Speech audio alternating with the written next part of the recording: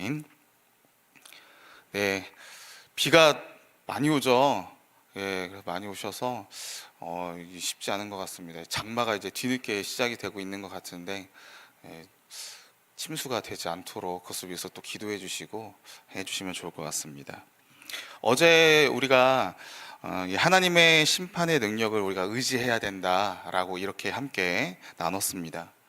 이 산자와 죽은 자 모두를 심판하시는 이 하나님의 심판, 이 심판의 기준은 누구를 믿느냐 믿지 않느냐의 기준이었습니까? 네, 너무 당연하지만 예수 그리스도를 믿느냐 믿지 않느냐라는 거예요. 예수 그리스도께서 내 가운데, 내 인생 가운데 산돌이 되시는가 아니면 걸림돌이 되지는 않는가, 이것에 따라 하나님의 심판에 결정된다라고 했습니다. 그러기에 이 내용이, 하나님의 심판의 이 내용이 믿지 않는 자들에게는 지금 회개를 촉구하는 그 경고의 말씀으로 다가가게 될 것이고, 또 예수 그리스도를 또 온전히 믿고 사는 사람들에게는 이 하나님의 심판의 말씀은 위로와 격려의 그런 메시지로 나아간다라고 이야기했습니다. 그래서 우리가 이 땅 가운데 이 세상 사람들의 그 심판 가운데 우리가 죄인으로서, 미련한 사람으로서, 분란을 일으키는 사람으로서 그렇게 정죄되고 심판받는다라고, 그렇게 비방당한다라고 할지라도 하나님의 심판 앞에서는 이 모든 실체들이 다 드러나게 될 것이기 때문에 우리는 그 가운데 영으로는 하나님을 따라 사는 삶이었다라고, 이렇게 우리가 의인이었다라고 이렇게 하나님 앞에서 우리가 그 판결을 받게 될 것이다라는 거예요. 예수님이 사셨던 그 삶과 동일하게요. 그러기에 우리가 이 하나님의 심판이 오기를 어떻게 해야 된다라고 이야기했습니까? 기다려야 된다고 이야기했습니다. 기다리고 그냥 기다리는 것이 아니라 준비해야 된다라고 했어요. 항상 내 영적 상태가 무엇인가, 내가 지금 비방하는 사람과 동일하게 가고 있지는 않은가, 내가 주님께서 비방받으셨던 것처럼 나 역시도 비방을 받고 있는가, 그 자리에 있는가, 그 낮은 자리에, 약한 자리에, 주님께서 가셨던 그 십자가 고난의 자리에 내가 위치해 있는가라는 것을 우리가 살펴봐야 된다라고 이렇게 이야기했습니다. 그리고 오늘 이 본문에서는요, 그러면 우리가 심판을 준비를 해야 되는데 심판을 오기를 기다리고 그 믿음 가운데 우리가 살아가야 되는데 어떻게 살아가야 되는가라는 것을 구체적으로 이야기를 하고 있습니다. 4가지로 이야기를 하고 있어요. 그래서 그 가운데 오늘은 우리가 2가지를 좀 살펴보면서 우리 마지막 미래를 소망하며 사는 삶이라는 제목으로 함께 은혜를 나누겠습니다. 제가 공부했던 이 책 가운데 이런 문구가 있었습니다. 사람이 미래에 대해 무엇을 믿느냐가 오늘을 어떻게 사느냐를 결정한다라는 이런 문구가 있었어요. 내가 이 미래에, 내가 생각하는 이 미래의 목표가 뚜렷하지 않고 아무래도 봐도 나는 잘 안 될 것 같아, 비관적이고, 이렇게 생각하는 거, 이렇게 믿고 있는 거죠. 이렇게 생각한다면 이 지금 내가 살아가고 있는 이 현실, 지금 이 순간 하는 모든 것들이 다 공허해질 뿐이다, 헛될 뿐이다 라는 것입니다. 반대로 미래에 대한 소망이 뚜렷하고 그 미래가 반드시 나에게 올 거야 라고 이렇게 능동적이고 이렇게 좋은 쪽으로 이렇게 생각을 하고 한다라고 한다면 지금 내가 살아가고 있는 이 현실 가운데 더 집중할 수밖에 없겠고, 성공하게 될 거야, 좋은 미래가 오게 될 거야, 확실한 거야 라고 이렇게 생각한다면 더 자신감 있고 지금 현실이 힘들더라도 이 가운데 내가 견디면서 이렇게 살아가게 된다라는 거예요. 그런 의미 가운데 오늘 우리 그리스도인들의 삶, 우리는 어떤 미래를, 우리는 어떤 소망을 가지고 살아가게 되는가? 당연하죠. 예수님의 재림이죠. 하나님의 심판, 하나님의 나라의 완성입니다. 이것을 우리는 소망하고 이것을 우리는 기억하고 나아가고 있어요. 어제도 이야기했지만 심판이라고 해서 성도에게 심판은 구원의 완성입니다.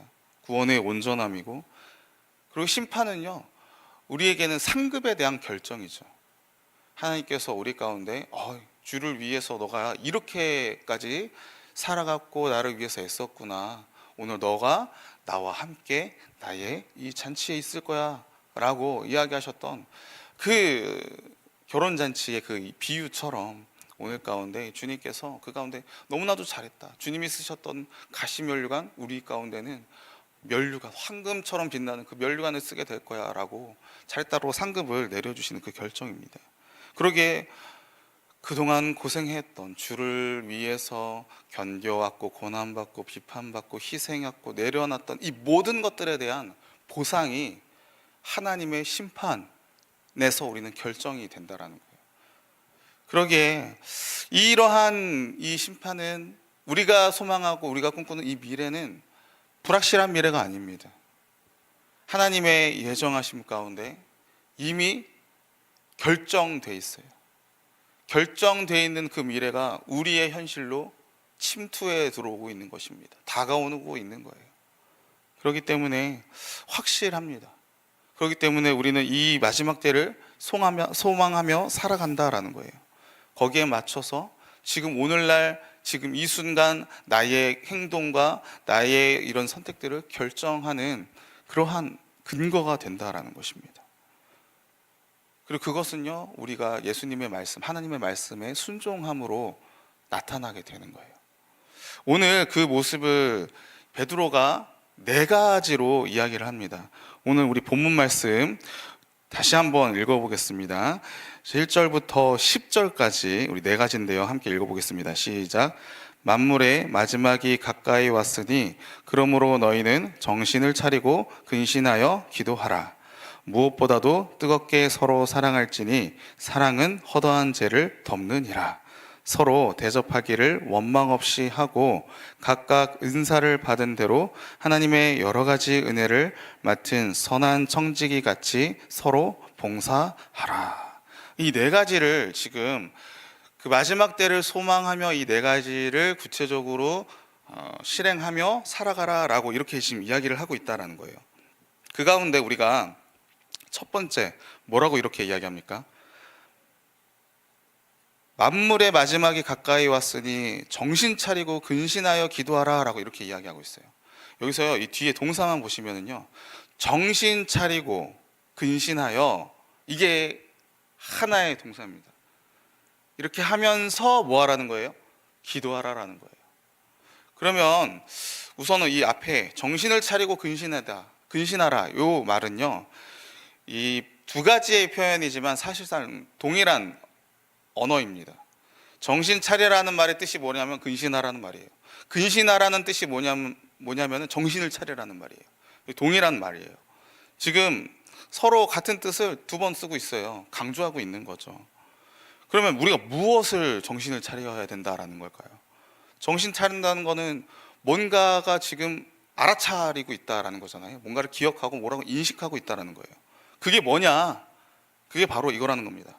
만물의 마지막이 가까이 왔다. 만물의 마지막이 가까이 왔다라고 하는 이 사실을 우리가 지금 알아차리고 기억하라라는 것입니다. 정신 바짝 차리라라는 거예요. 마지막 때다.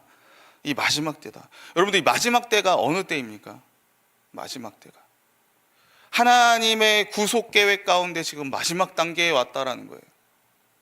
예수님께서 이 땅 가운데 2000년 전에 오시고 죽으시고 부활하시고 승천하셨습니다. 그리고 성령께서 내려오심으로 말미암아 교회 시대가 열렸어요. 주님께서 이 구원을 성취하시고 이 구원의 길을 열어 놓으시고 이제 이 구원의 길은 예수님께서 내려오시는 순간 끝나게 됩니다. 마지막 때가 지금 시작이 된 거예요. 예수님의 죽음과 부활하심과 승천하심으로 말미암아. 그리고 이제 우리는 예수님이 내려오기만을 기다리고 있습니다. 때라고 해서 뭔가 이 한 순간을 이야기하는 것처럼 느껴질지도 모르겠지만 실상 긴 시간입니다. 기간이에요. 기간. 지금 마지막 때라는 거예요. 이거를 우리가 기억하고 우리가 정신 바짝 차리고 살아가야 된다는 것입니다. 그럼 어떻게 살아가야 되는가? 마지막 때임을 알고 우리가 무엇을 알아야 되는가? 라는 것을 알면요, 우리 베드로전서 2장 11절 말씀을 한번 찾아보겠습니다. 베드로전서 2장 11절 말씀, 함께 한번 읽어보겠습니다. 시작. 사랑하는 자들아, 거류민과 나그네 같은 너희를 권하노니 영혼을 거슬러 싸우는 육체의 정욕을 제어하라. 제가 이렇게 여기 2장 11절을 읽은 이유가 뭐냐면요, 지금 저희가 2장 11절부터 이 4장 11절까지가 지금 베드로전서의 본론 부분이에요. 본론 부분. 근데 이 4장 11절, 우리가 오늘 4장 7절부터 11절까지를 읽었잖아요. 여기 실절 앞에 뭐라고 나와 있습니까? 어떤 표시가 있잖아요. 그렇죠? 동그라미 표시가 있어요.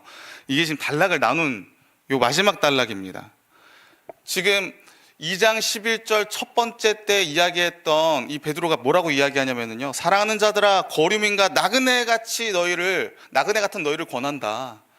거류민과 나그네와 같은 너희에게 권한다라고 이야기하면서 그 가운데 너희는 거류민이다, 너희가 나그네다, 정체성을 이야기를 해주고 있어요. 마찬가지로 이 마지막 때 우리 마지막 그 본론 부분의 마지막 단락에서도요, 이 정체성에 대해서 기억하라는 거예요. 마지막 때 우리가 해야 될 게 뭐겠습니까? 우리가 하나님의 자녀임을 우리가 기억을 해야 되는 거예요. 우리가 마지막 때에 우리가 기억해야 될 것은 우리의 뿌리는 이 세상에 있지 않다라는 것을 우리가 기억해야 된다라는 것입니다. 우리의 뿌리는 여기에 있지 않아요. 우리의 뿌리는 어디에 있는 겁니까? 하늘에 있는 겁니다. 우리는 천국의 시민인 거예요. 우리는 하나님 아버지로부터 온 사람들입니다. 아버지로부터 우리는 지음받고, 아버지로부터 우리는 거듭나게 되고, 이 땅 가운데 도리어 우리는 파송받은 존재라는 거예요. 그렇기 때문에 지금 이 마지막 때를 살아감에 있어서 내가 이 땅 가운데서 지금 이 땅에 뿌리를 두고 있는 것들이 있다고 한다면, 이 뿌리를 두고 있다라는 말, 내가 여기에 믿음을 갖고 있다라는 거예요. 그것이 사람이 될 수도 있고, 그것이 물질이 될 수도 있고, 그것이 우리의 자녀, 우리의 직장, 우리의 성공, 이 땅에 있는 것들을 내가 믿음으로 삼아서 그걸 힘으로 얻고 살아간다라고 한다면, 이제 그거 내려놓으라는 것입니다. 우리는 하늘에 속한 자라는 거예요. 하나님의 거룩한 제사장입니다. 하나님의 거룩한 백성입니다. 그의 소유물입니다. 우리 이미 나눴었잖아요. 하늘에 속한 자들이다. 그것을 우리가 기억해야 됩니다. 그것을 놓고 우리가 기도해야 됩니다. 이 땅 가운데 우리가 기도해야 될 것, 근신하여 기도해야 될 것, 시대를 알고 내가 그 시대에 맞게끔 나의 정체성을 주님 살아갈 수 있도록 도와주시옵소서.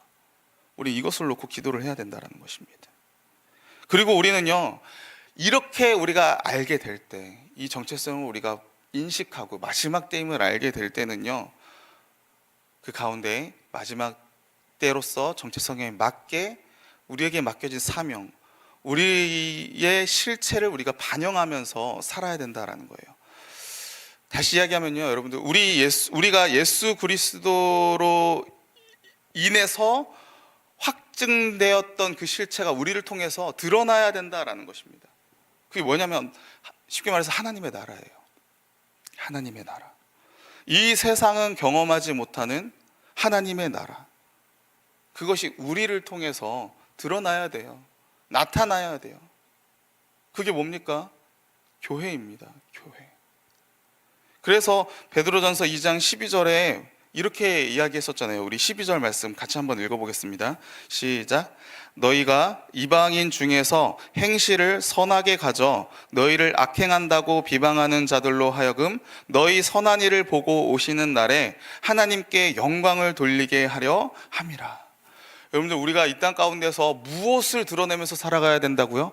우리가 무엇을 반영하면서 이 땅에게 우리가 무엇을 보여주면서 살아가야 됩니까? 하나님의 나라요. 교회요. 세상은 결코 알지 못하는 것, 세상은 결코 살아가지 못하는 것, 그들은 알고 있습니다. 도덕적 선함 가운데 살아가야 된다는 것, 그들이 생각하는 도덕적 선함. 하지만 그것을 더 넘어서는 선함, 그것을 더 초월하는 선함, 원수를 사랑하라는 것, 용서해야 된다는 것, 세상도 알고 있어요. 하지만 그렇지 못합니다. 하지만 교회는 한다라는 거예요. 대한 사회를 우리가 이뤄내는 모습을 보여줘야 된다라는 것입니다. 하나님께서 창조 때에 아담과 하와를 만드시고 가정을 이루셨을 그 사회를, 죄로 물들여져 있기 전에 그 사회를 우리가 보여줘야 된다라는 거예요. 그것을 위해서 우리가 기도를 해야 됩니다. 그것을 위해서 우리가 구체적으로 해야 될 것이 있어요. 그래서 오늘 두 번째로 8절, 오늘 본문으로 넘어오셔서 이 8절 말씀 우리 같이 한번 읽어보겠습니다. 시작. 무엇보다도 뜨겁게 서로 사랑할지니 사랑은 허다한 죄를 덮느니라. 사랑하라라는 것입니다.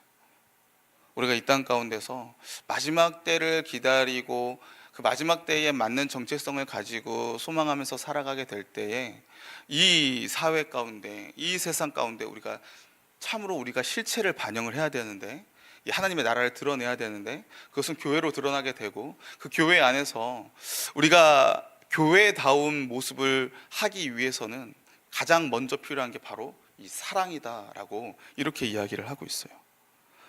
마지막 때에 일어나게 될 이 모습에 대해서요, 예수님께서 마태복음서에서 이렇게 말씀을 하셨습니다. 우리 마태복음 24장 말씀인데 24장 8절 말씀입니다. 마태복음 24장 8절에서 12절 말씀 제가 한번 읽어보겠습니다. 이 모든 것은 재난의 시작이니라. 그때 사람들이 너희를 환난에 넘겨주겠으며 너희를 죽이리니 너희가 내 이름 때문에 모든 민족에게 미움을 받으리라. 그때에 많은 사람이 실족하게 되어 서로 잡아주고 서로 미워하겠으며 거짓 선지자가 많이 일어나 많은 사람을 미혹하겠으며 불법이 성함으로 많은 사람의 사랑이 식어지리라. 예수님께서 말씀하신 마지막 때였어요. 여러분들이 새 번역과 공동 번역 성경 가운데 특별히 이 10절 말씀, 그때 많은 사람이 실족하게 되어 서로 잡아주고 서로 미워하겠으며, 이 말씀을요 새 번역과 공동 번역에서 뭐라고 이야기했냐면요, 서로 배반하고 미워한다라고 이렇게 번역을 해놨어요. 잡아준다라는 게 이게 지금 무슨 말입니까? 그 가운데 이 사람 교회 믿어, 이 사람 예수 믿는 자야 라고 고발한다라는 거예요. 물론 고문 가운데 이제 실토를 했을 수도 있겠죠. 그런데 그러한 일들이 다발사로 일어나는 겁니다. 믿음의 배신의 이 행동들이, 배교의 모습들이 다반사로 고난 가운데, 박해받는 가운데, 아까 있었잖아요. 너희를 죽인다라고 이렇게 이야기하는 모습들.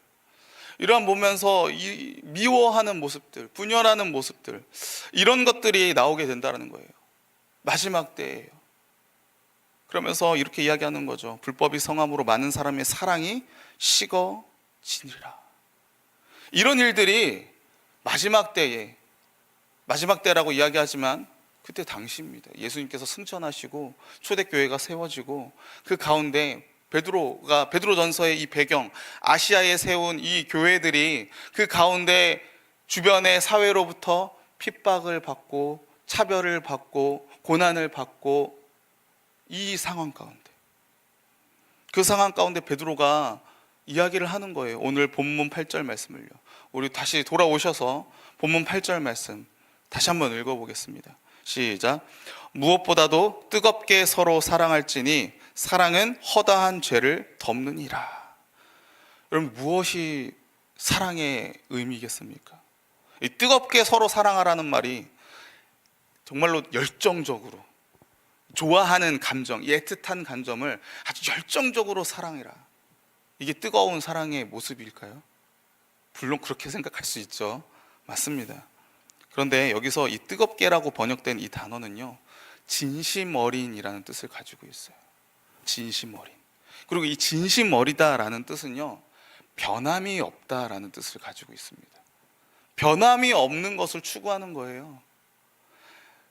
그리고 이 변함이 없다라는 것, 어떤 일이 있어도, 우리 사이에 어떠한 일이 생기고 어떠한 안 좋은 일이 있고 서로에게 아주 대못을 박는 죄를 지었어도 끝까지 진심 어린 마음으로 그 변하지 않는 사랑을 이어가는 것, 감내하는 것, 고통을 줘도 내가 감수하는 것, 이게 사랑이라는 거예요. 여기서 무엇보다도 라고 이렇게 이야기하잖아요. 이게 그 어떠한 것보다도 우월한이라는 뜻을 가지고 있습니다. 가장 우월하다라는 거예요. 뭐가요? 사랑이 끊어지지 않은 것, 사랑을 감내하는 것. 그래서 뒤에 이렇게 이야기하잖아요. 사랑은 허다한 죄를 덮느니라. 교회가 분열되지 않도록.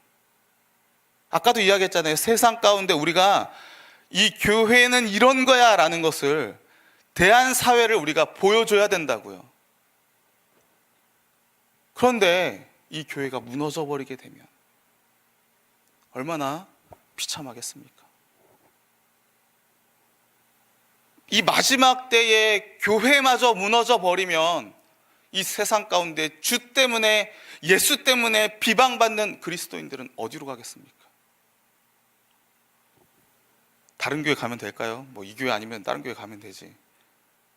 많이 일어나고 있지 않습니까? 다른 교회에 가서 그 교회의 사랑을 받으면 괜찮겠습니까? 저는 그렇지 않을 거라고 생각합니다. 그 받은 상처는요, 교회 안에서 성도들과 성도 사이에, 사람과 사람 사이에 받게 되는 그 상처는요, 그냥 그대로 남아요. 다른 곳에 가서, 그 다른 공동체로 가서 사랑을 받을 수 있죠. 받게 되죠. 조금은 회복이 될 겁니다. 하지만 그것과 다르게 내 가운데 받았던 기억과 상처들은 치유되지 않습니다. 치유되지 않아요. 사람과 사람 사이에 그 관계의 악화된 모습은요, 당사자들이 해결을 해야 돼요. 당사자들이 서로 용서하고 서로 화해하고 그러한 모습으로 가는 것도 상처가 치유되는 것에 참 어렵다라고 이야기를 하는데, 피한다고 해서, 갈라지고 분열된다고 해서 이 상처가 치유되지 않는다라는 것입니다.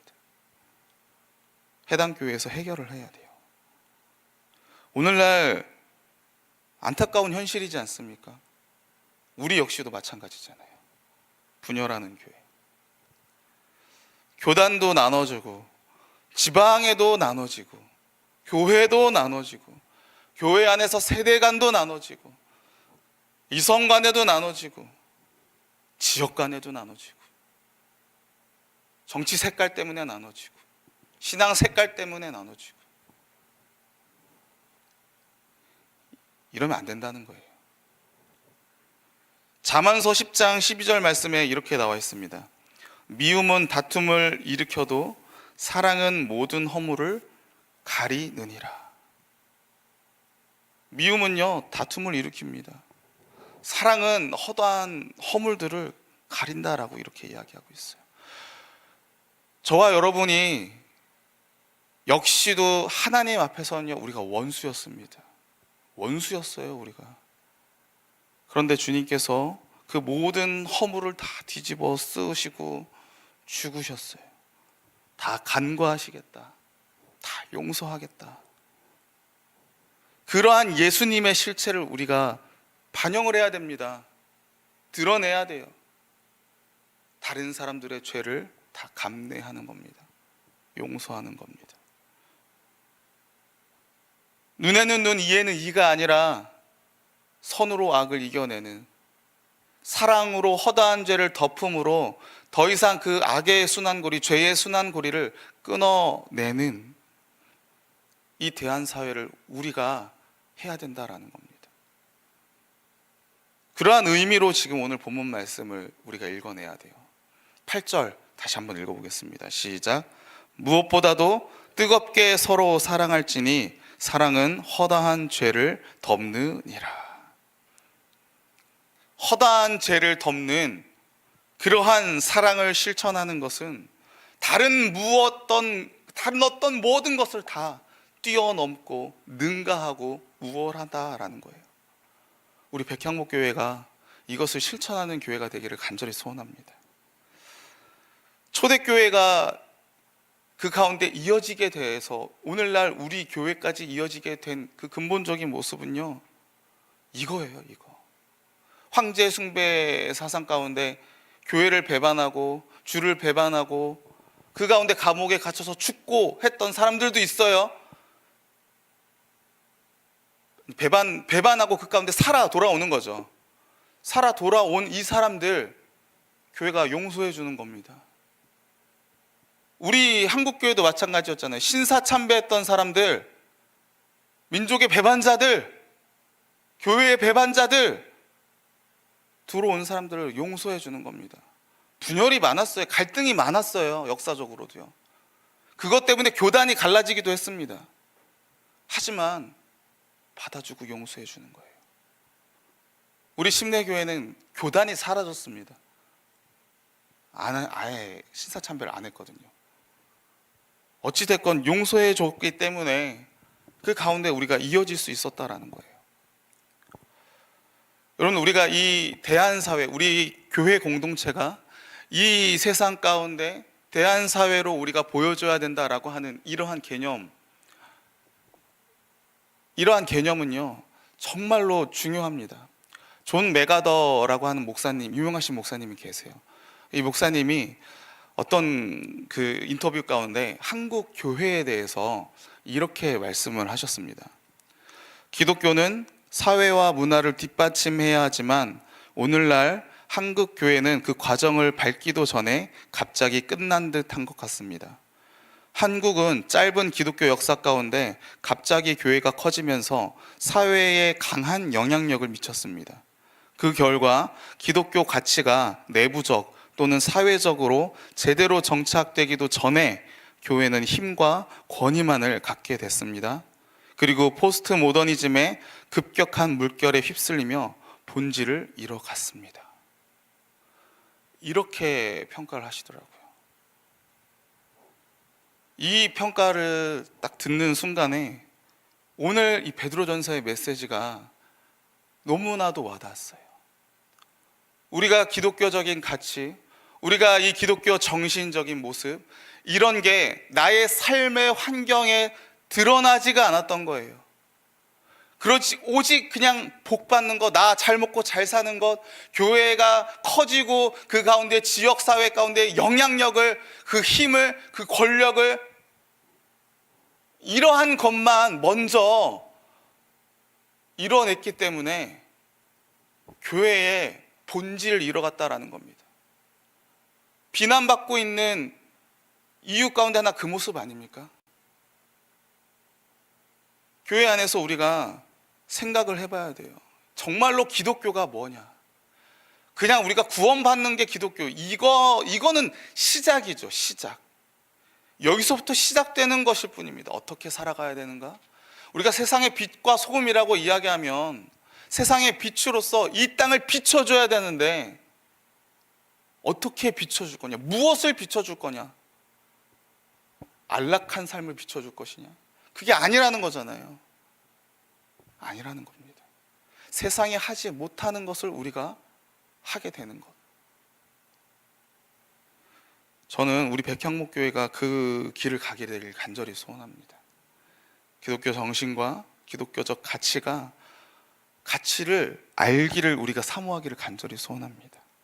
그래서 존 메가더 목사님 한국교회 끝난 것 같다라고 이렇게 이야기하는 그 메시지를 철회하는 그런 모습이 나오기를 소원해요.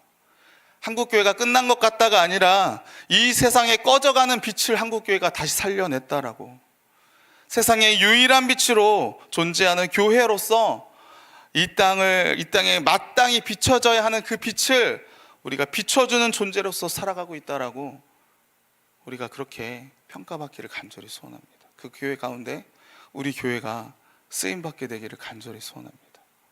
우리 그것을 놓고 우리 함께 이 시간 기도했으면 좋겠습니다. 함께 기도하겠습니다.